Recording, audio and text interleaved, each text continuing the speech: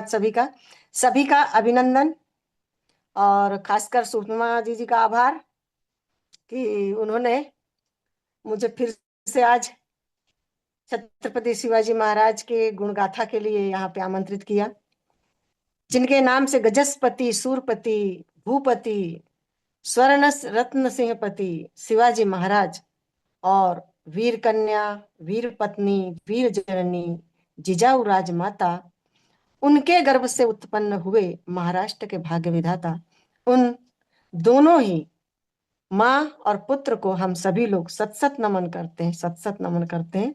और आगे की गाथा के बारे में अब क्या कहा जाए, ये तो ऐसे हुआ कि सूर्य को टार्च दिखाने वाली बात है। शिवाजी महाराज की गुणगाथा और शौर्य की कहानियां हम लोगों ने खूब पढ़ा, और बचपन से ही महाराष्ट्र की वीर भूमि को यदि किसी ने सींचा, संवारा और बनाया है तो वो हमारे शिवाजी महाराज हैं। महाराष्ट्र को महाराष्ट्र बनाने में, राष्ट्र तो बहुत है, मध्य प्रदेश से, उत्तर प्रदेश से सभी कुछ है, लेकिन भारत में एकमात्र ऐसा राष्ट्र है जो महाराष्ट्र के नाम से जाना जाता है, और वो है हमारा महाराष्ट्र। 19 फरवरी जो आज है 1630 को शिवनेरी के दुर्ग में, पुणे महाराष्ट्र में जिनका जन्म हुआ, शिवाजी महाराज का पूरा नाम यदि हम बोलें तो शिवाजी राजे शहाजी राजे भोसले के नाम से ये प्रसिद्ध है।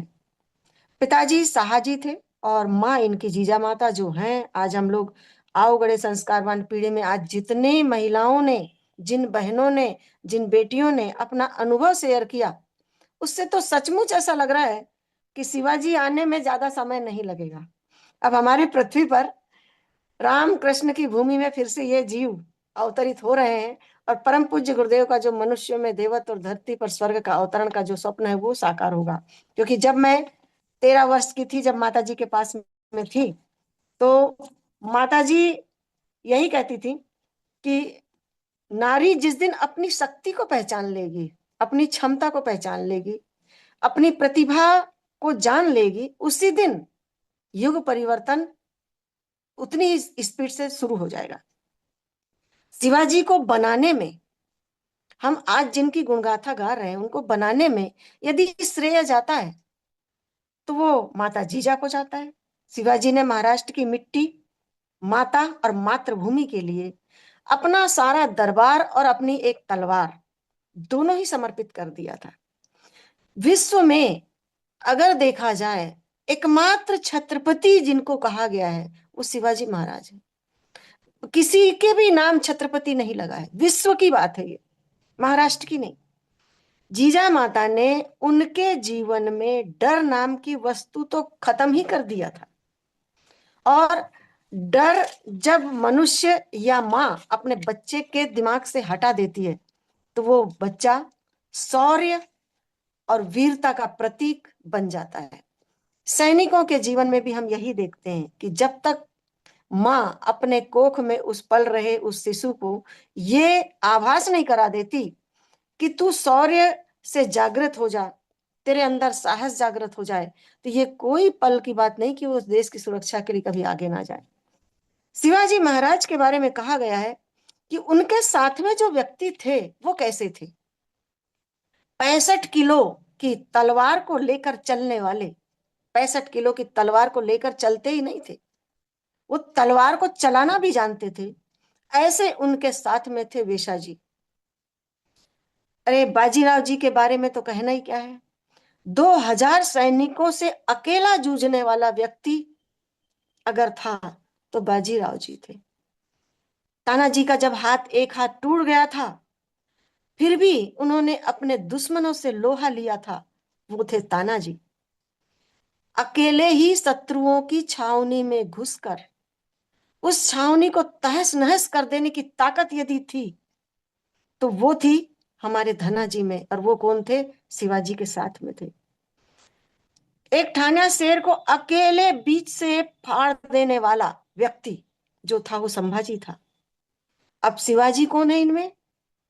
अब इन सबको लेकर हिंदवी साम्राज्य को नंदन वन के रूप में स्थापना करने वाले अगर कोई व्यक्ति थे तो छत्रपति शिवाजी थे। गर्भवती माताओं के लिए मैं एक छोटी सी कहानी बताकर, क्योंकि समय को भी, मेडिटेशन भी है हमारा, क्योंकि मेडिटेशन भी इसी गुणों को लेकर करना है और ये बहुत कीमती है। इसलिए हम गौरव गाथा और इतिहास तो बहुत कुछ अब उनके इतिहास पढ़ने में देखते हैं और समझते हैं, सुनते हैं। आजकल यूट्यूब में भी इतना ज्यादा दे रहा है कि हम उन चीजों को जानते हैं। लेकिन एक छोटी सी कहानी है, वो भी जब माता जीजा गर्भवती थी और शिवाजी इनके गर्भ में पल रहे थे। एक दिन ऊपर टेरेस पर घूमते हुए, अपने महल में घूमती हुई जीजा माता ऊपर चहलकदमी कर रही थी। इतने में एक गाय नीचे चिल्लाते हुए आवाज दी। उन्होंने खासकर झुककर देखा तो देखा कि एक कसाई एक गाय को बेरहमी से पीटते और घसीटते, क्योंकि गाय चलने में असमर्थ थी, तो वो रस्सी से बांधकर उसे घसीटे जा रहा था। गाय कई जगह से उसकी चमड़ी निकल गई थी, कई जगह से रक्त निकल रहा था। ये चीज जीजा माता ने देखा और इकट्ठे उनको क्रोध तो आया कि ये कसाई जो है ये इंसान है और मार रहा है एक मूक जानवर को। उन्होंने उसी समय अपने पेट के, देखिए ये गर्भवती बहनों के लिए बहुत अच्छी ये कहानी है कि उन्होंने अपना दाहिना हाथ, उस समय तो संस्कार की बातें नहीं थी, लेकिन उस समय क्या था, कहा गया ना कि लोग उस समय अनपढ़ थे लेकिन नियम जानते थे। जैसे अभी हमारी एक दीदी ने बताया ना कि किसान एक छोटी सी झोपड़ी में से उन्होंने गर्म भात के ऊपर हाथ डाला था और उन्होंने वो कहानी समझाया था। उन्होंने, और वो तो खुद शिवाजी थे उस समय पे बैठे, और उन्होंने ही गर्म भात में हाथ डाला था। तब उन्होंने कहा था कि तू पूरा मूर्ख है शिवाजी जैसा। तब उनको एक झटका लगा कि मुझे, मैं शिवाजी हूं और मुझे ही बोल रही कि मूर्ख है। तब उन्होंने वहां से एक लिया था कि छोटे छोटे राज्यों को पहले आक्रमण करो और उनको जीतो। ये गुण थे उनके।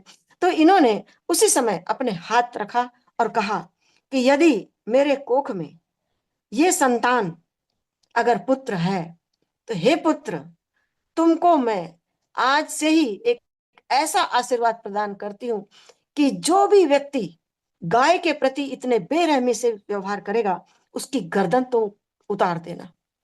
ये उस समय केवल 5 महीने थे जीजा माता के पेट में शिवाजी थे। अब जीजा माता का समय आने के बाद जब शिवाजी का जन्म हुआ, वो धीरे धीरे धीरे धीरे 13 वर्ष की उम्र में अपने सहपाठियों के साथ में, अपने कुछ बच्चों के साथ में, अपने दोस्तों के साथ में उसी महल के पीछे खेलने चले गए, क्योंकि वहां से वो रास्ता ही था कसाईयों को गाय का ले जाने का। इन्होंने देखा खेलते खेलते उनको अपने, जबकि ये बातें तो केवल गर्भ में बताई गई थी। अब शिवाजी ने देखा, क्योंकि तलवार तो थी, क्योंकि राजकुमार थी, उन्होंने अपनी तलवार निकाली, क्योंकि वो जो कसाई गाय को घसीट के लेके जा रहा था, सीधे उन्होंने कुछ भी नहीं देखा और उन्होंने उसकी गर्दन उतार दी। और जैसे ही गर्दन उतरी तो उस खून का फव्वारा जो था उनके अंगारखा के ऊपर आया। उन्होंने देखा कि अब तो मुझे घर जाना पड़ेगा। उन्हें उसको उसी अवस्था में छोड़ा और घर जब आए तो जिजाऊ ने पूछा कि शिवबा ये क्या है? तो बोले तुम्ही ने तो कहा था कि जो भी यदि गाय के ऊपर अत्याचार करेगा उसकी तुम गर्दन उतार देना। मैंने वही काम तो किया। जीजा माता अपने दिमाग पे, लेकिन मैंने कब कहा था, फिर उनको ध्यान में आया कि सचमुच ये प्रभाव होता है गर्भवती महिलाओं के लिए कि छोटी सी चीज नहीं होती। इसलिए कहा गया है कि आप इन चीजों को एक एक पल, एक एक क्षण उस अनुभूति को अनुभव कीजिए। क्योंकि अब आप कहेंगे कि ये बाल संस्कार शाला और ये पुंसवन संस्कार आज के नहीं है। मैं अपने जीवन की घटना बताती हूँ कि जब मेरी शादी हुई, शादी तो शांति कुंज आने के बाद ही हुई। 13 साल की उम्र में मैं शांति कुंज रही, 76, 77, 78, 79 में घर आई, 80, 81 में पढ़ाई की, क्योंकि मैं 7वीं भर पास थी। आने के बाद हायर मैट्रिक किया। हायर मैट्रिक करने के बाद शादी हुई, 81 में शादी हुई। और जब मेरी पहली बेटी जब मेरे कोख में आई, तो उस समय तो कोई संस्कार जानता ही नहीं था, लेकिन मैं जानती थी क्योंकि माता जी ने हमको ये चीजें बताई थी। तो बोले बेटा ये संस्कार होता, क्योंकि हम लोगों को तो वहां पे अध्ययन मिला था सब चीजों का। तो अब यहाँ समस्या ये थी कि ना तो कोई मंत्र जानता था, ना कोई उस विधि को जानता था कि खीर क्या होती है, औषधि क्या होती है, ये कोई नहीं जानता था। लेकिन कर्मकांड भास्कर में परम पूज्य गुरुदेव ने पहले ही लिख दिया था। माता जी इस चीज में सबसे ज्यादा सक्रिय थी कि आने वाली पीढ़ी को कैसे सुधारा जाए। तो माता जी ने हम लोगों को इसकी भी ट्रेनिंग दिया था कि अगर आपको भी मौका आए और या आपके परिवार में किसी को मौका आए तो आप कैसा करेंगे। तो कहा गया उस समय की कि हमने पूछा भी था कि माता जी खुद का काम कैसे खुद करेंगे, तो बोले तुम खुद का संस्कार खुद करो। और मैं बता रही हूँ, मेरा संस्कार मैंने खुद की थी अपनी बेटी के लिए। तो ये चीजें बाद में तो फिर मैंने ट्रेनिंग दी सबको और सब चीज तैयार हो गई। तो ये चीजें कैसी हैं कि गर्भ के समय एक इतना महत्वपूर्ण समय, ब्रह्माणी इसी समय कहा गया है नारी को कि तुम ब्रह्माणी तुम रुद्राणी। ये जो शब्द है ऐसे ही नहीं है। महिलाओं जागो, अपने को पहचानो, ये जो शब्द माता जी के हैं, ये हम लोग नारे तो लगा लेते हैं, इसके पीछे का रहस्य नहीं जान पाते। महिलाएं जब अपने आप को जान लेती है ना, तो वो जीजा बनाने में कसर नहीं करती, वो राम बनाने में कसर नहीं करती, वो यहाँ तक कि शौर्य पुरुष से लेके, एक सैनिक से लेके, तो एक राजनीतिक बनाने में भी। क्योंकि सचिन तेंदुलकर के बारे में आपने अभी एक गंतव्य सुना कि उनके पिताजी, ये बराबर सही बात है। क्योंकि इस इतिहास को पढ़ो तो इन चीजों को सबको समझने में अपने को समय लगता जरूर है, लेकिन इसके फायदे बहुत ज्यादा हैं। मेडिटेशन का समय हो रहा है, तो मैं यही कहना चाहूंगी कि छत्रपति शिवाजी महाराज के गुणों का भी अगर हम ध्यान करते हैं, तो हम उनमें से कम, अरे 100% ना सही, 10% भी लिया तो इस आधुनिक युग में हम उन चीजों को बनाने में अवश्य प्रयत्नशील नहीं सफल हो सकते। आइए अब हम महाराज शिवाजी महाराज, छत्रपति शिवाजी महाराज, इनके गुणों का ध्यान करते हैं। तो मैं पहले इसका थोड़ा सा समझा दूंगी। दीदी, आप उनके गुणों के बारे में बताएं और मैं स्क्रीन पर शिवाजी महाराज जी के फोटो लगाती हूँ, तो बहनें उनको देखें और उनके स्वरूप को ध्यान करें, है ना। जो दीदी बातें बता रही हैं उनको सुनती रहें और स्वरूप को अपने मन में अंतःकरण में उसको उतारें। ठीक है ना।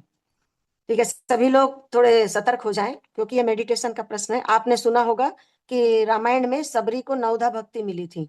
भगवान राम ने किसी को भी इतनी भक्ति नहीं दिया था जितना सबरी को दिया था। तो वही उसी प्रकार शिवाजी के साथ में 2 मात्र शक्तियां थी, एक उनकी माता और एक थी भवानी।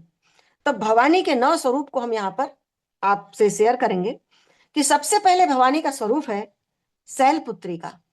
तो शैलपुत्री के रूप में आप ध्यान करें कि यहाँ पे शैलपुत्री के स्वरूप में कठोर अनुशासन प्रिय यदि बनाया है, तो माता जीजा ने बनाया है। शैलपुत्री का स्वरूप यहाँ पर जीजा माता ने सबसे पहले अपने बेटे को देना चाहा, और यही प्रभाव था कि वो कठोर अनुशासन प्रिय बने। उनका आगे चल के जो भवानी का दूसरा स्वरूप आता, आप नवरात्रि में भी इन रूपों को देखते होंगे, जो कहा गया है कि नारी में भी है। दूसरा स्वरूप है ब्रह्मचारिणी का। ब्रह्मचारिणी के स्वरूप को माता जीजा ने उनके अंदर किस प्रकार समाविष्ट किया है। ब्रह्मचारिणी के रूप में उन्होंने उनके अंदर आत्मविश्वास जगाया। आत्मविश्वास ऐसा कि मैं जो भी कर रहा हूं अपने मातृभूमि के लिए कर रहा हूं, और मैं कर सकता हूं, ये आत्मविश्वास जगाया। ये देवी थी उनकी ब्रह्मचारिणी का स्वरूप। तीसरा स्वरूप था चंद्र घंटा। शिवाजी महाराज अपने सिर के ऊपर भी उसी प्रकार का तिलक, जो भगवान शिव को लगता है उसी प्रकार का तिलक लगाते हैं। और ये तीसरा स्वरूप चंद्र घंटा से माता ने क्या दी उन्हें, उन्हें दी राष्ट्र व्यवस्थापन में निपुणता। कि राष्ट्र व्यवस्थापन यदि तुमको करना है तो किस प्रकार निपुण रहोगे, और हर क्षेत्र में आप किस प्रकार अग्रणीय रहोगे, ये चंद्रघंटा से लेकर उन्होंने अपने शिवाजी में पिरोया था। चौथा स्वरूप आता है भवानी का कुष्मांडा।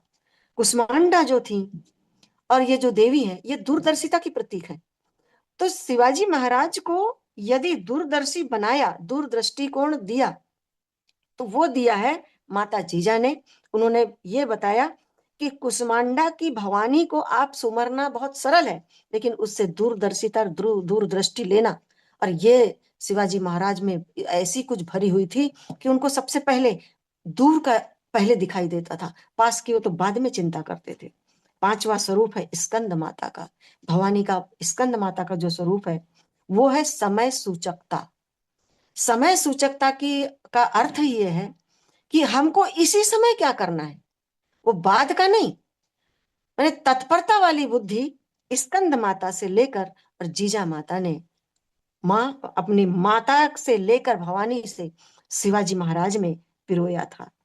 छठवां स्वरूप कात्यायनी का आता है। कात्यायनी, अभी मैंने जितने भी आपको नाम बताई, तानाजी और ये जो जितने भी नाम हमने लिया है यहाँ पे, कि संताजी, बाजीराव, घनाजी, संभाजी, ये सभी चीजों को शिवाजी महाराज में योग्य व्यक्तियों की पहचान करने की ताकत भवानी जो थी उनके कात्यायनी स्वरूप से आया है। और शिवाजी के अंदर ये गुणों का विकसित करना जीजा माता का काम था कि अपनी सेना में योग्य व्यक्तियों की ही पहचान करना और संगठन उन्हीं का तैयार करना, ये कात्यायनी से उन्होंने सीखा। सातवां स्वरूप है कालरात्रि का। कालरात्रि जो उज्जवल भविष्य के प्रति जागरूक रखती है।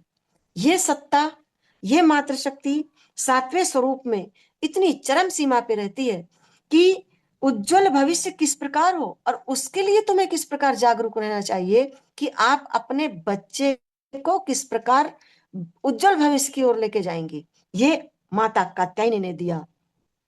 आठवां स्वरूप है महागौरी का। बड़े बड़े निर्णय, बहुत बड़े बड़े निर्णय, धाड़सी निर्णय बड़े शांतिपूर्ण ढंग से लेते थे। शिवाजी महाराज के चेहरे पर कभी क्रोध नहीं दिखाई दिया, अगर दिखती थी तो वीरता और शौर्य और साहस दिखाई देता था। महागौरी ने उन्हें अपने बड़े बड़े निर्णय के लिए शांतपने से सहानुभूति के साथ उनको रहने का यदि कला प्रदान की तो वो जीजा माता ने की। नौवां स्वरूप है इनका भवानी का, सिद्धिदात्री का। सिद्धिदात्री जो एक छोटी सी कहानी आपको बताई गई कि छोटे छोटे कामों से भी बड़ी उपलब्धियां हासिल की जा सकती हैं। कभी भी हम बड़े स्वप्न ना देखें, छोटे स्वप्नों से शुरुआत करें और स्वप्नों को साकार करने के लिए मंजिल को प्राप्त करने की क्षमता हमें छोटे छोटे कामों से ही होती है। इसलिए जीजा माता ने उनके अंदर वो साहस, वो दृढ़ता और वो कुशलता भर दी कि जिसके अंदर शिव नेरी पर सूर बनाने वाली और अन्याय को टक्कर देने और इसे सिखा देने वाली जीजा माता ने विश्व को पहला छत्रपति बना दिया। विजय की तलवार चलाकर शेर के समान अपने बच्चे को उन्होंने प्रस्तुत किया, जो अफजल खान जैसे व्यक्ति को फाड़ देने की ताकत रखने वाला। स्वर्ग में भी जब वो पहुंचे तो देवताओं ने भी उनके ऊपर फूल बरसा कर स्वागत किया है। ये छोटे छोटे ध्यान, आपको यदि अपने बच्चे को ताकतवर बनाना है तो वजन उठाने से, आज तो क्या है कि छोटे छोटे बच्चों को हम नाजुकता की ओर लेके जाते हैं, मिट्टी में ना जाए, ये ना उठाए, ये ना करो, वो ना करो। ये सभी चीजें मेरे को बहुत अच्छा लगा जब वो अंतिम किसका था वो वक्तव्य कि माताएं सोए ना, बहुत अच्छा लगा वो कि बेड रेस्ट, बेड रेस्ट। अभी ये जो है बेड रेस्ट का परिणाम ही है कि आखिरी तक उनको सीजर करना पड़ता है। ये बहुत अच्छा लगा उसका वक्तव्य मुझे, है तो दुबली पतली दिखाई देने में। तो ये हमको वेशा जी, बाजीराव जी, तानाजी, संताजी, धनाजी, संभाजी और हमारे छत्रपति शिवाजी महाराज, इनका ध्यान अगर हम अब हमेशा हमेशा इन शक्तियों को लेकर करते हैं, इन माताओं को लेकर करते हैं, शैलपुत्री से हम कठोर अनुशासन सीखें, ब्रह्मचारी से हम आत्मविश्वास सीखें, चंद्र घंटा से राष्ट्र व्यवस्थापन सीखे, कुष्मांडा से दूरदृष्टि लें, स्कंद माता से समय सूचकता लें, कात्यायनी से योग्य व्यक्तियों की पहचान सीखें, कालरात्रि से उज्जवल भविष्य के प्रति जागरूक रखने की प्रेरणा लें, महागौरी बड़े बड़े निर्णय शांतिपूर्ण ढंग से लेने का, और सिद्धिदात्री हमेशा अपने मंजिल को प्राप्त करने की ताकत प्रदान करती है। इस प्रकार नवधा भक्ति अगर सिखाई है तो जीजा माता ने, और यही माता कौन है, ये दुर्गा से कम नहीं थी। ये दुर्गा से लेके तो सावित्री से लेके तो सभी स्वरूप उन्होंने अपने आप को सिद्ध किया। आइए हम इसी मेडिटेशन के साथ हम आज का जो ये अपना माँ की पाठशाला है उसे यहाँ पर हम समाप्त करते हैं।